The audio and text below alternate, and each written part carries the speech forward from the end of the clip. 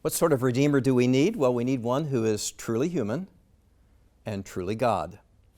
Why do we need a Redeemer who is truly human?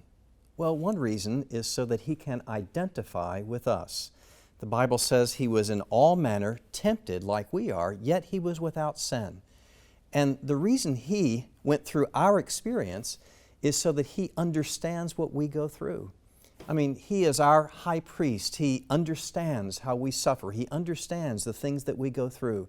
And in that way, I understand my God knows my life. He can identify with me. But even as He identified with me by going through a hard life, by being humiliated and going through humble circumstances and difficult circumstances, He did it with perfect obedience, not doubting the love of His Father and not wavering from His Father's path.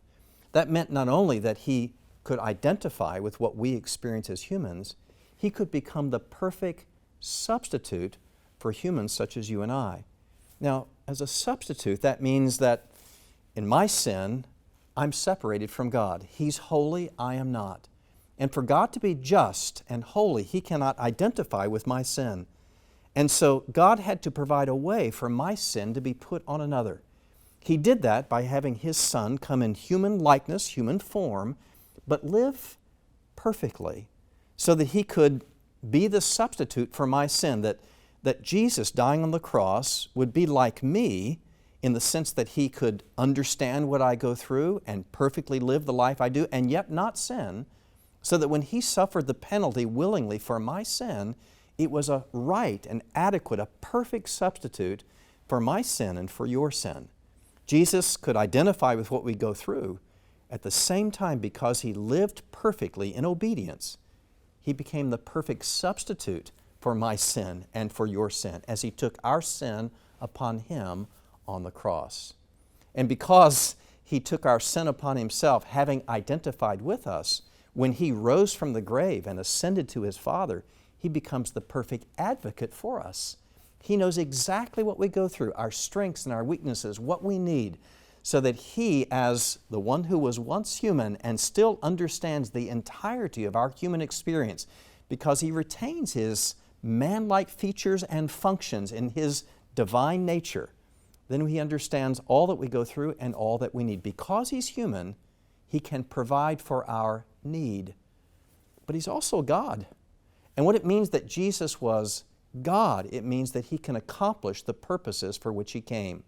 That even now He can rule our world in such a way that all God intends for our lives will happen.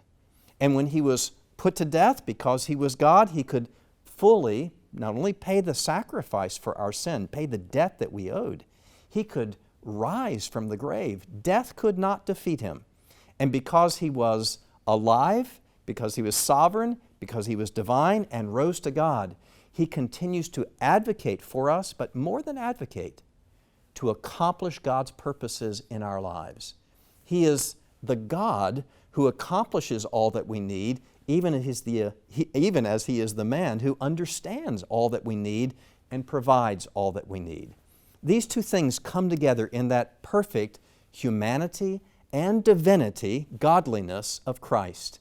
He is able to accomplish all that is necessary for our salvation by sympathizing with us and substituting for us, and at the very same time, in His divine nature, accomplishing all He intended to take our sin away and then accomplish all that is needed for our lives now, to not only walk with Him, but ultimately be secure with Him forever. Jesus, perfect God, perfect man, was the Redeemer that we needed, and He accomplished all that was necessary by identifying with our humanity and doing what a God had to do to save us.